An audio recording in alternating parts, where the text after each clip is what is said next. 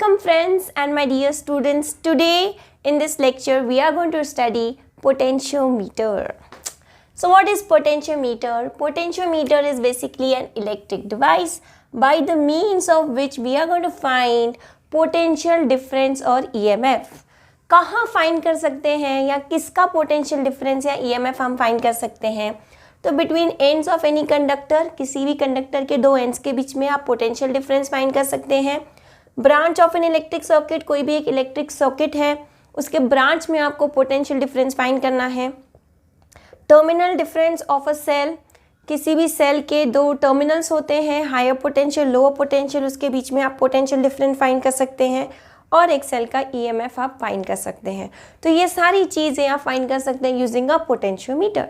Basically potentiometer होता क्या है? तो पोटेंशियोमीटर जैसे कि आपको यहाँ नज़र आ रहा है, ये एक मीटर स्केल है और इस मीटर स्केल में लंबी सी वायर हमने कनेक्ट की हुई है, से wire A to B with the help of metal plates. Okay, अब इस वायर के अक्रॉस अगर मैं अज्यूम करूँ पोटेंशियल डिफरेंस है VAB और इस वायर का लेंथ है L, तो VAB और L के बीच में रिलेशन क्या है? What is the relation between VAB and L? What is VAB?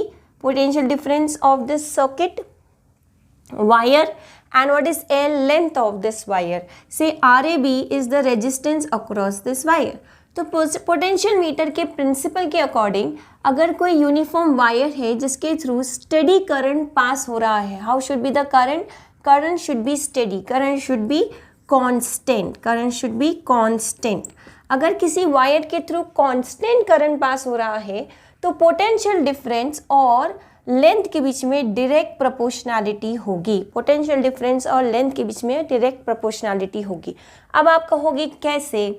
सो आपको पता है resistance of the wire is directly proportional to the length of the wire and inversely proportional to the cross sectional area of the wire. Say cross sectional area of the wire is also uniform. Okay, it is also steady, it is also constant. Cross sectional area of the wire is also uniform and steady. How is the current? Current is also uniform and steady. Then इसका proportionality constant होता है rho. So RAB is equal to rho L by A. What is rho? Rho is resistivity. Resistivity is nothing but constant. All these parameters are constant. Then by Ohm's law, what can we say? V is equal to IR. So VAB is nothing but I RAB. VAB is nothing but I RAB. RAB is rho L by A. So I into rho L by A. Rho is constant, L is constant, A is constant, I is constant. So all the constants if I take out, I get I rho by A as my constants into L. I rho by A as my constants into L. If you vary the length, potential will vary. If you vary the potential, length will vary. So we say potential difference is directly proportional to the length. Then VAB by L will be some constant and this constant is known as potential gradient. इसी constant को हम कहते हैं potential gradient. So this is the working principle of potentiometer. कोई भी अगर wire है जिसके अक्रॉस स्टेडी करंट फ्लो हो रहा है तो उसके एंड पॉइंट्स के बीच में जो पोटेंशियल डिफरेंस होगा वो वायर के लेंथ को directly proportional. Individual cell method first application. इस एप्लीकेशन में हम बारी बारी से E1 सेल और E2 सेल कनेक्ट करेंगे. एक टाइम पे हमें एक ही सेल कनेक्ट करना है तो once I will connect E1 cell, once I will connect E2 cell. Rest circuitry is normal. You have EMF E, key K and rheostat RH across the wire AB. With the help of a meter scale we will measure the length of the wire. Now what I am doing is I am connecting cell E1 to the circuitry. So say for cell E1 cell को connect करने के लिए I will keep my key AB AC connected. So key AC is connected or you can say closed and key A or key BC is kept open. तो आपको क्या करना है? AC की को कनेक्ट करना है, BC की को ओपन रखना है। इससे क्या होगा, A terminal positive terminal of E1 को कनेक्ट हो जाएगा, नेगेटिव टर्मिनल ऑफ E1 जाकर के गैल्वेनोमीटर से कनेक्ट हो जाएगा। With the help of the jockey I will obtain some point say C. Say let length of AC wire be L1. So AC wire की length L1. Potential difference across the wire कितना है, E1.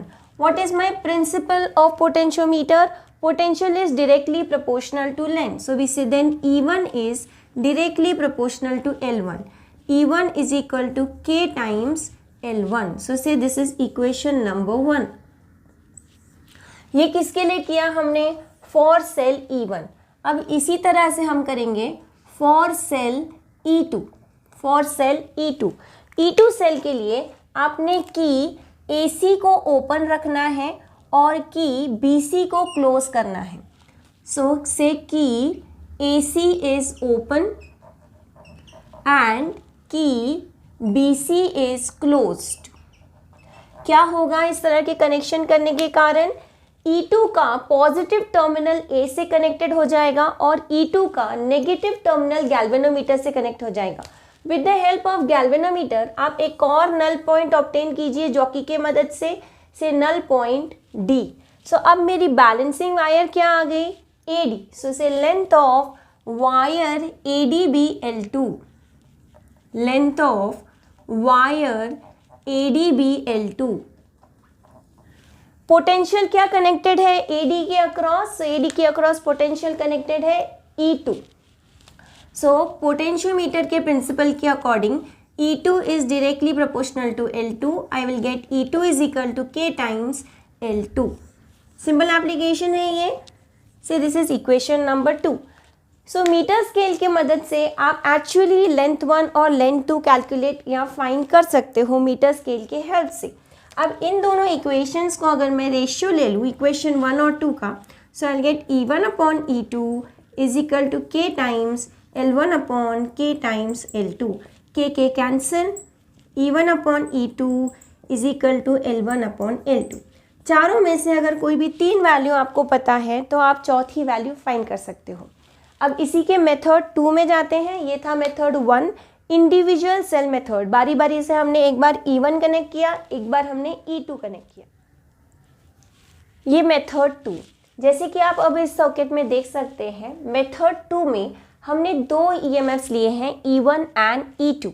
So method 2 is basically known as sum and difference method.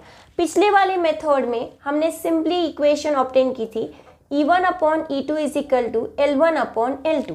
Metre scale की मदद से length 1 और length 2 compare करके आप immediately compare कर सकते हो E1 इज ग्रेटर और E2 is greater.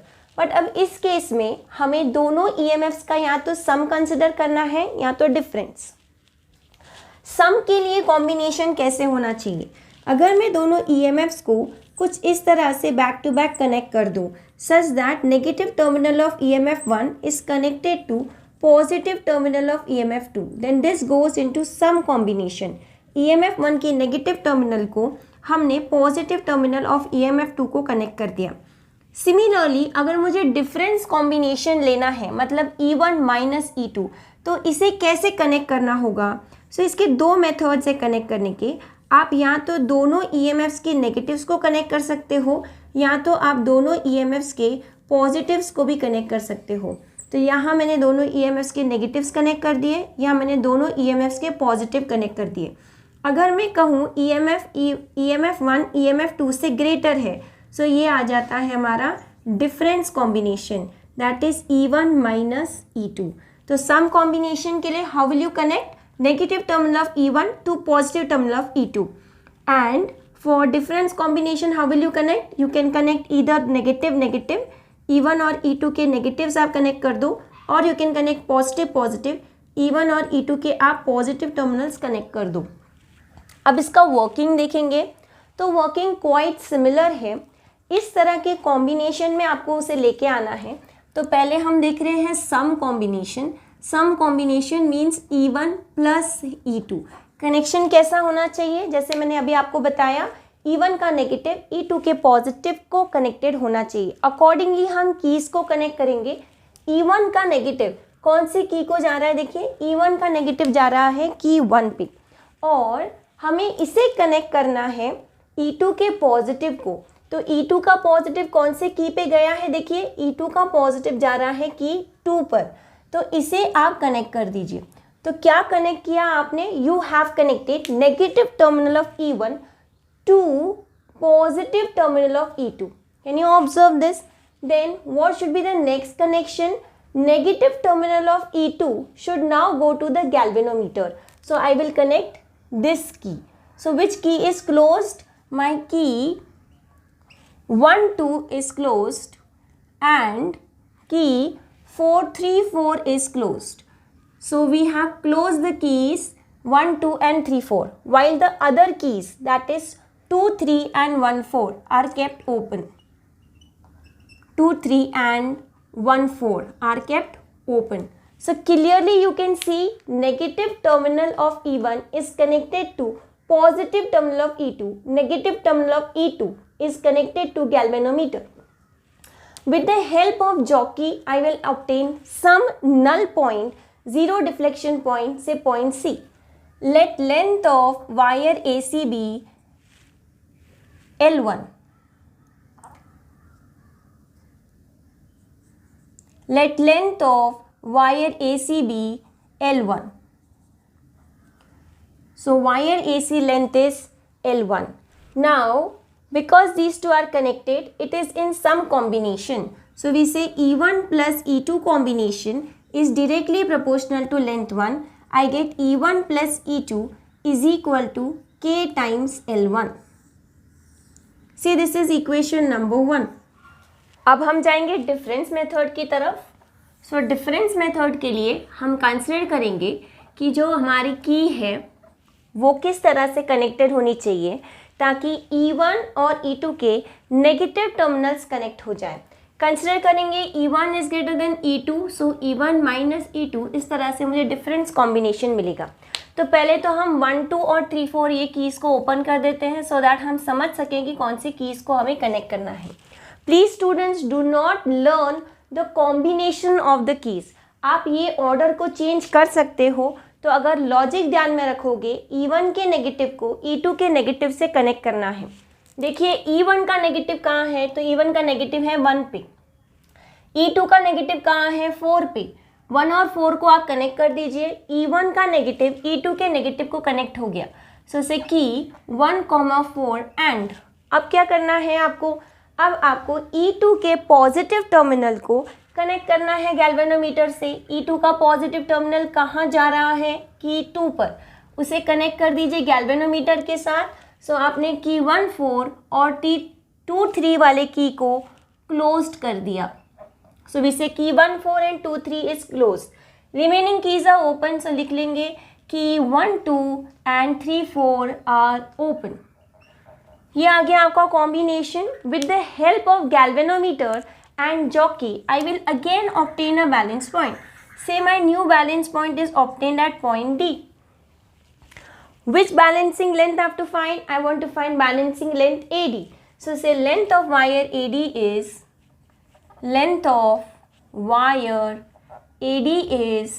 L2. AD की लेंथ आ गई। कॉम्बिनेशन क्या है, E1 minus E2, difference combination है।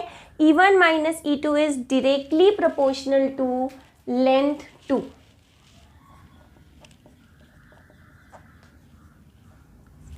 Therefore I get E1 minus E2 is equal to K times L2.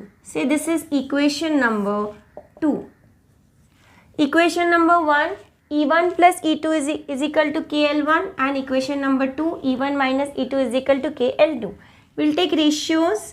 E1 plus E2 is equal to KL1 upon E1 minus E2 is equal to KL2. K cancel. I get E1 plus E2 upon E1 minus E2 is equal to L1 upon L2. Now I'll apply componendo dividendo. So we say by componendo dividendo. by componendo dividendo. What will I get? E1 plus E2 plus E1 minus E2 whole upon E1 plus E2 minus E1 plus E2. Negative science के कारण E1 और E2 की sign change हो जाएगी, ध्यान दीजिए, is equal to L1 plus L2 upon L1 minus L2. So यहाँ पे न्यूमरेटर में आपका E2 कैंसिल हो जाएगा और डिनोमिनेटर में E1 कैंसिल हो जाएगा. So I get 2 times E1 upon 2 times E2 is equal to L1 plus L2 upon L1 minus L2. 2 cancel, therefore what will I get that E1 upon E2 is equal to L1 plus L2 upon L1 minus L2. So balancing length meter scale के मदद से आप L1 plus L2 L1 minus L2 calculate कीजिए और आप इन दोनों को compare कर सकते हैं. अब हम जाएंगे हमारे next application. Okay, so my dear students, this is a second application to determine the internal resistance of the cell. ये सेल है E1, इसका इंटरनल रेजिस्टेंस R वो हम डिटरमाइन करेंगे आज with the help of potentiometer. यहाँ पे आप देख सकते हो हमने EMF E1, internal resistance R, resistance box और एक की K2 कनेक्ट की हुई है. यहाँ पे आपके पास एक की K है. इस की को आपको हमेशा बंद ही रखना है क्योंकि इसे अगर ओपन कर दोगे तो कुछ भी आगे अप्लाई नहीं होगा. तो इस की को आपको हमेशा बंद रखना है. अब की K2 को अगर आप कनेक्ट करते हो, मतलब कि K2 को अगर आप क्लोज करते हो तो रेजिस्टेंस बॉक्स इस सर्किट में जुड़ जाएगा. अगर K2 की को आप ओपन रखोगे तो रेजिस्टेंस बॉक्स जो है इस सर्किट में इंक्लूडेड नहीं होगा. रेजिस्टेंस बॉक्स में कंसिडर कीजिए हम कोई एक रेजिस्टेंस सिलेक्ट कर रहे हैं, से R. सो रेजिस्टेंस बॉक्स में हमने R amount of resistance select किया हुआ है. जब आप की K2 को क्लोज करोगे तो ये कंप्लीट एक सॉकेट बन जाएगा, PQST. ये एक लूप हो जाएगा. तो इस लूप में ओवरऑल पोटेंशियल डिफरेंस आ जाएगा. सबसे पहले तो हम की K2 को ओपन रखेंगे. So I am not connecting resistance box. So resistance box is not connected. How the resistance box will not be connected? Resistance box will not be connected if I keep the key K2 open. So हमने की K2 को close नहीं किया, की K2 हमने open रखा हुआ है. तो रेजिस्टेंस बॉक्स इस सर्किट में कनेक्टेड नहीं है. तो इस सर्किट में क्या कनेक्टेड है? इंटरनल रेजिस्टेंस R और EMF E1 अब इस सर्किट में कनेक्टेड है.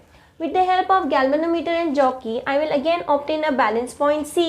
So let the length of wire ACB, length of wire ACB L1.